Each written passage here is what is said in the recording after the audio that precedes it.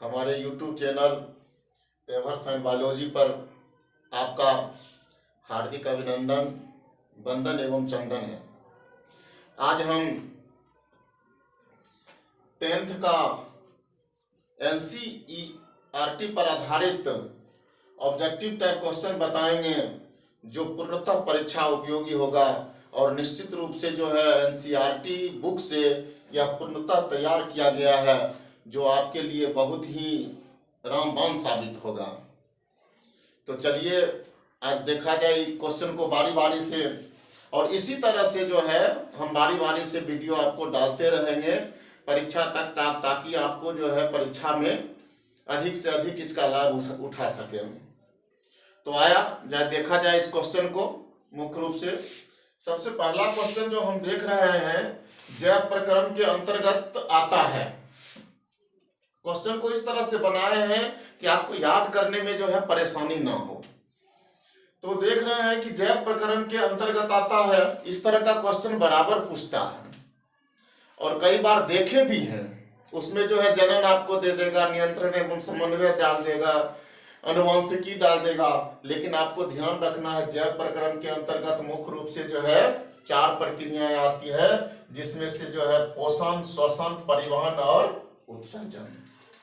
ठीक, इसको एकदम ध्यान में रखिएगा। अगर हो सके तो कॉपी कलम पास में रखिए, आप लिखते जाइए, बाद में आपको जो है रिवाइज करने में परेशानी ना हो, इसके लिए जो है आपको बहुत अच्छा रहेगा। और पूर्णतः NCERT, इसमें कहीं कोई दिक्कत नहीं है ना। चलिए अगला क्वेश्चन, समय को बिना गवाए अगला क्वेश्चन चलते हैं।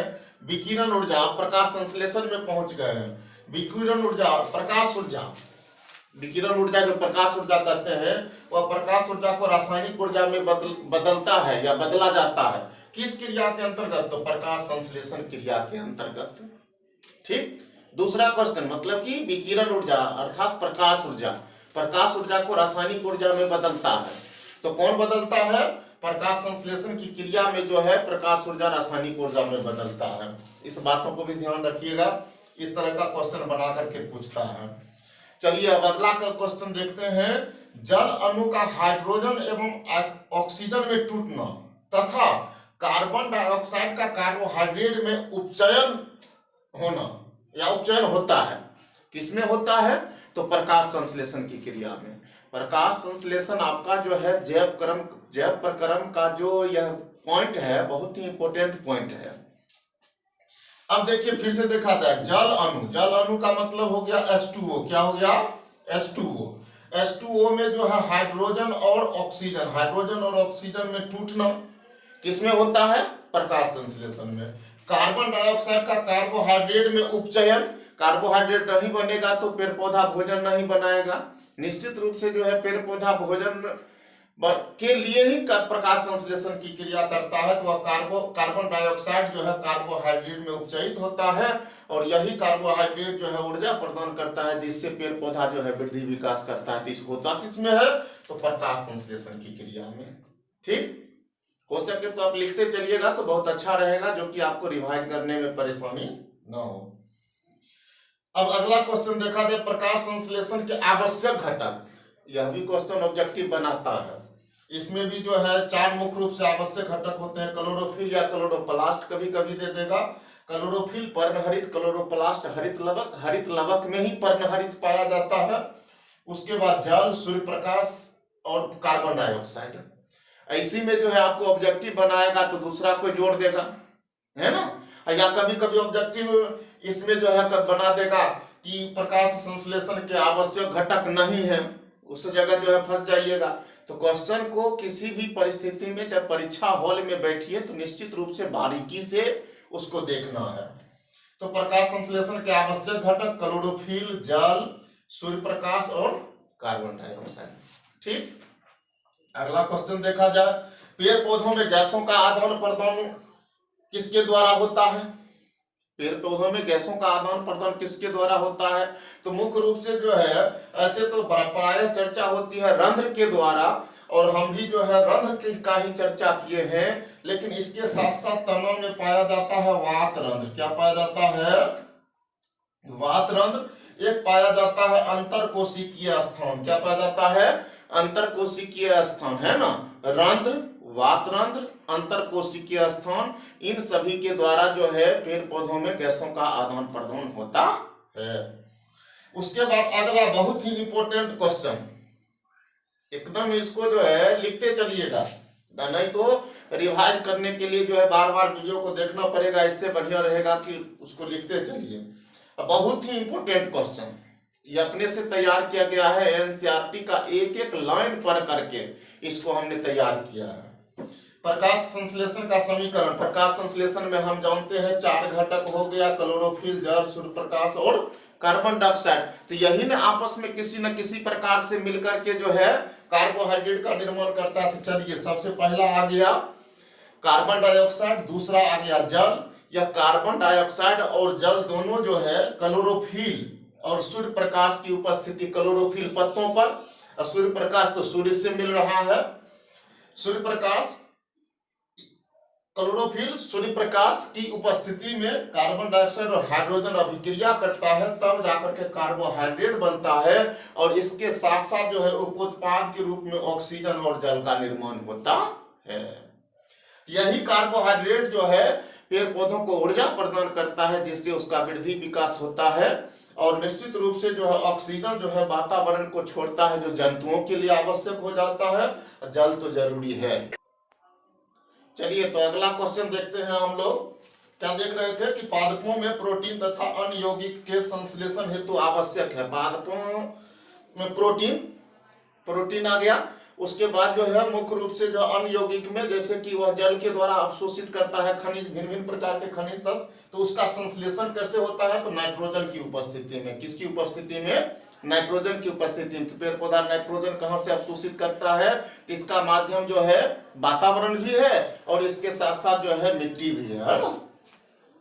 कूटपाद के द्वारा भोजन, अब फिर थोड़ा सा आगे बढ़ गए। अब जंतुओं में पोषण, कूटपाद के द्वारा भोजन ग्रहण करता है। कौन करता है कूटपाद के द्वारा भोजन ग्रहण? यह भी इंपॉर्टेंट क्वेश्चन है। एक कोशिकीय जीव अमीबा होता है, वही अमीबा जो है कूटपाद के द्वारा भोजन ग्रहण करता है। ठीक, अगला क्वेश्चन चलिएगा। ज्यादा हम समय नहीं ले रहे हैं क्योंकि आपको परेशानी होगी, आप लोग बोर्ड कैंडिडेट हैं, इसीलिए जो है इसमें ज्यादा समय नहीं, क्वेश्चन बहुत लंबा चौड़ा जाएगा। और हो सकता है इसके साथ साथ अन्य विषय को भी डालेंगे, उसको भी देख लीजिएगा। उसको भी एनसीईआरटी के द्वारा, एनसीईआरटी से ही तैयार किया गया है मेरे द्वारा। चलिए, अगला क्वेश्चन देखा जाए। आहार नाल का सबसे लंबा भाग है या लंबा अंग है ना। आहार नल का सबसे लंबा भाग है या लंबा अंग है क्षुद्रांत। क्षुद्रांत या एनसीईआरटी का ही शब्द का प्रयोग किया गया एनसीईआरटी में ही, जिसको हम छोटी आंत कहते हैं। क्या बोलते हैं? छोटी आंत। और आहार नाल का सबसे बड़ा भाग, बड़ा अंग, यह सबसे लंबा अंग। और यह बड़ा अंग की बात करें तो, बड़ा अंग की बात करें तो वह यकृत हो जाता है। क्या हो जाता है? यकृत, लीवर। ठीक, चलिए अगला क्वेश्चन देखते हैं। लार में उपस्थित एंजाइम को कहा जाता है। वह लार में उपस्थित, भोजन का पाचन कहां से प्रारंभ हो जाता है? मुख गुहा से ही प्रारंभ हो जाता है और यही लार के द्वारा प्रारंभ हो जाता है। तो उसमें कौन से घटक उपस्थित रहते हैं? तो उसमें मुख्य रूप से जो है एमिलेस उपस्थित रहता है। क्या उपस्थित रहता है? एमिलेस। ठीक, चलिए अगला देखा जाए। है, देखिए बहुत ही इंपॉर्टेंट क्वेश्चन है ना।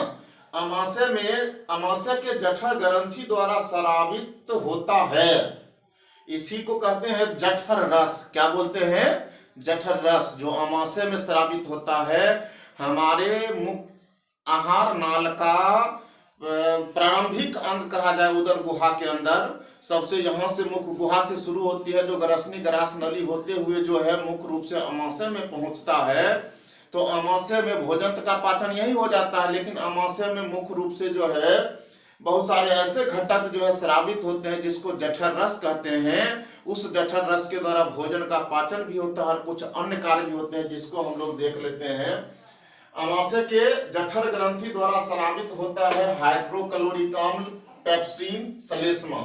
यही हाइड्रोक्लोरिक अम्ल जो होता है, यह मुख्य रूप से जो है भोजन के साथ अगर कोई जीवाणु, अगर कोई किसी भी प्रकार के जो है सूक्ष्म जीव अगर प्रवेश कर जाए तो उसको मारने का काम करता है। इसमें विशेष करके जीवाणु ही आते हैं, है ना। पेप्सिन और श्लेष्मा जो है मुख्य रूप से जो है पाचन में सहायक होता है। चलिए अगला चलते हैं। कार्बोहाइड्रेट, प्रोटीन एवं वसा का पूर्ण पाचन स्थल है।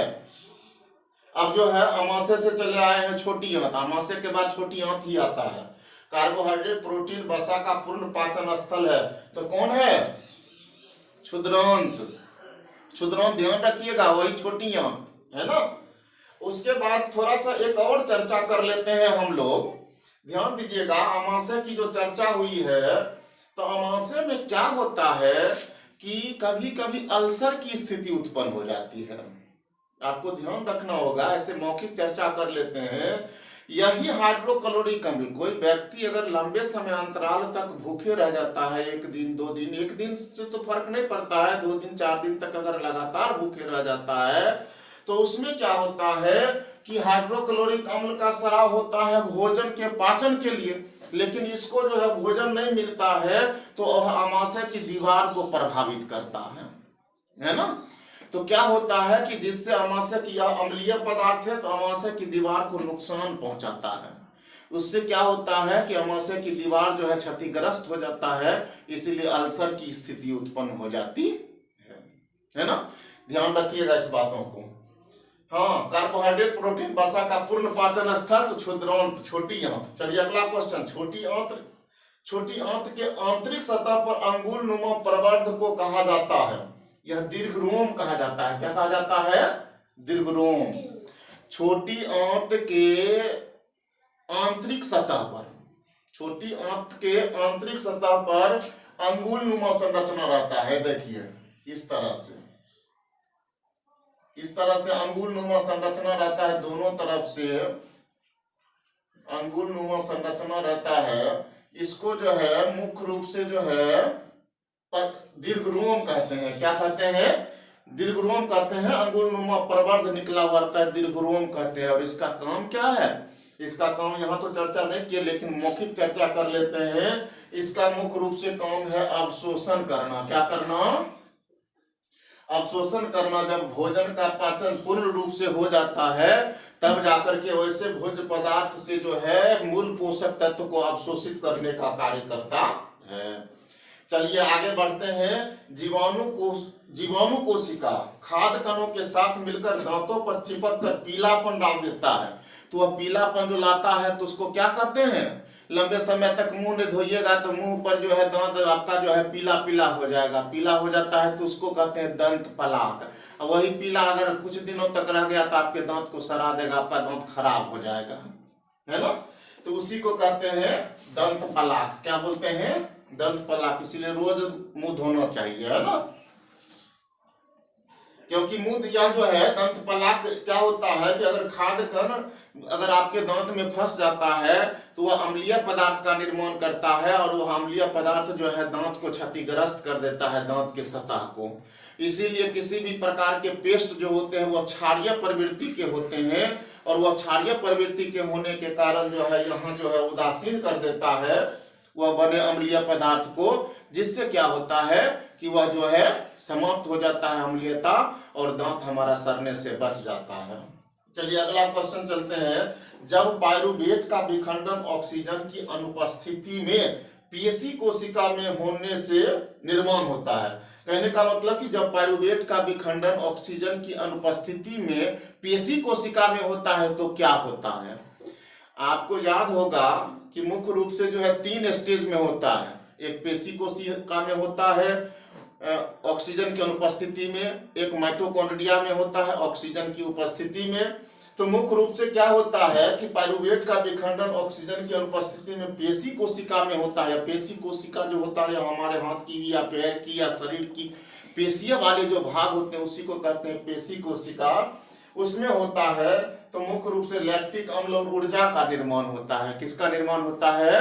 लैक्टिक अम्ल और ऊर्जा का निर्माण होता है। आपको याद रखना होगा कि कोई व्यक्ति जो दौड़ नहीं लगाते हैं, जिनको दौड़ करने की प्रैक्टिस नहीं, या कोई व्यक्ति पहली बार दौड़ रहे हैं या कोई हार्ड काम कठिन काम कर रहे हैं, तो कठिन काम करने के बाद क्या होता है कि पैर हाथ दर्द करने लगता है ना। तो पैर हाथ काहे दर्द करने लगता है? पहले काम करने की आदत नहीं थी, दौड़ने की आदत नहीं थी, अभी जो है दौड़े हैं, और दौड़ने के बाद क्या होता है कि मुख्य रूप से वही पेशी कोशिका में जो है ऑक्सीजन की कमी हो जाती है, वायु की कमी हो जाती है, जिससे क्या होता है कि लैक्टिक ऊर्जा बनाने के क्रम में जो है ऑक्सीजन की कमी होती है, जिससे लैक्टिक अम्ल का, वही लैक्टिक अम्ल जो है दर्द की अनुभूति कराता है। चलिए अगला क्वेश्चन चलते हैं। जलीय जीवों में स्थलीय जीवों की अपेक्षा श्वसन दर होता है तो तेजी से होता है। स्वाभाविक है कि स्थलीय जीवों में ऑक्सीजन जो है यहाँ भरपूर मात्रा में उपलब्ध है, तो श्वसन की क्रिया स्थलीय जीवों में, जलीय जीवों में स्थलीय जीवों की अपेक्षा श्वसन दर होता है, और जलीय जीवों में श्वसन की क्रिया तेजी में होता है स्थलीय जीवों की अपेक्षा, क्योंकि वहां ऑक्सीजन की कमी है और यहाँ ऑक्सीजन उपलब्ध है। तो यहाँ नॉर्मल भी चलेंगे तो कोई दिक्कत नहीं, लेकिन वहां ऑक्सीजन की अनुपस्थिति है तो उसको तेजी में जो है अपने ऑक्सीजन की पूर्ति के लिए करना पड़ता है। चलिए अगला क्वेश्चन चलते हैं। मांसाहारी जंतु की अपेक्षा शाकाहारी जंतु के आहार नाल छोटी अंत की लंबाई होती है। तो स्वाभाविक है कि आप जानते हैं कि शाकाहारी जंतु में जो घास फूस खाने वाले जो जंतु होते हैं तो उसको सेलुलोज का पाचन करना पड़ता है, इसीलिए उसकी आहार नाल की लंबाई अधिक होती है। लेकिन मांसाहारी जंतु जो होते हैं उसकी आहार नाल की लंबाई छोटी होती है, तो इसीलिए इसकी अपेक्षा जो है शाकाहारी जंतु के आहार नाल की लंबाई बड़ी होती है। ठीक, यहाँ शाकाहारी जंतु पर हाईलाइट किया है। चलिए अगला क्वेश्चन देखते हैं, एकदम बहुत ही इंपॉर्टेंट क्वेश्चन सब, आप अपने भी अनुमान लगा सकते हैं और एनसीईआरटी बुक को उल्टा करके देख सकते हैं। एक एक क्वेश्चन एनसीईआरटी से तैयार किया गया है। अगला क्वेश्चन, मानव शरीर में तरल संयोजी ऊतक है। तब अब जो है हम लोग कहाँ आ गए हैं?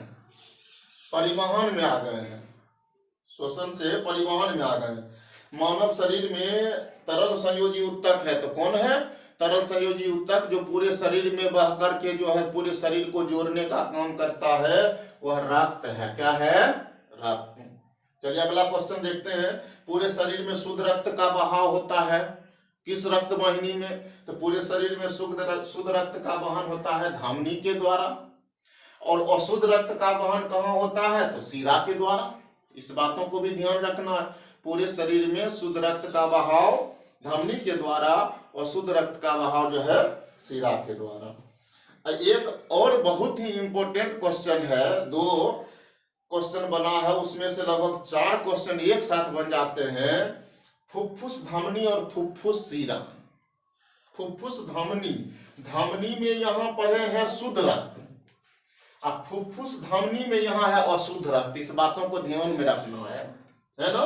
फुफ्फुस धमनी में अशुद्ध और धमनी में शुद्ध, समझे बात को? धमनी में शुद्ध रक्त और फुफ्फुस धमनी में अशुद्ध रक्त। शिरा में अशुद्ध रक्त, फुफ्फुस शिरा में शुद्ध रक्त। ठीक, अब कहिएगा कि फुफ्फुस धमनी के द्वारा अशुद्ध रक्त का बहाव कहां से कहां? तो हृदय से फेफड़ा में। इस बातों को भी ध्यान रखना होगा। लिख लीजिएगा तो लिख लीजिए इसको। फुफ्फुस धमनी में रक्त का बहाव, अशुद्ध रक्त का बहाव होता है, तो कहां से कहां होता है? तो हृदय से फेफड़ा में होता है। उसके बाद जो है फुफ्फुस शिरा में शुद्ध रक्त का बहाव होता है, और वह कहां से कहां होता है? तो फेफड़ा से हृदय में होता है। इसी में लोग जो है मिस कर जाते हैं, तो निश्चित रूप से इसको जो है चारों क्वेश्चन एक ही जगह डाले हैं ताकि आपको जो है इस तरह का परेशानी नहीं हो। और इस तरह का जो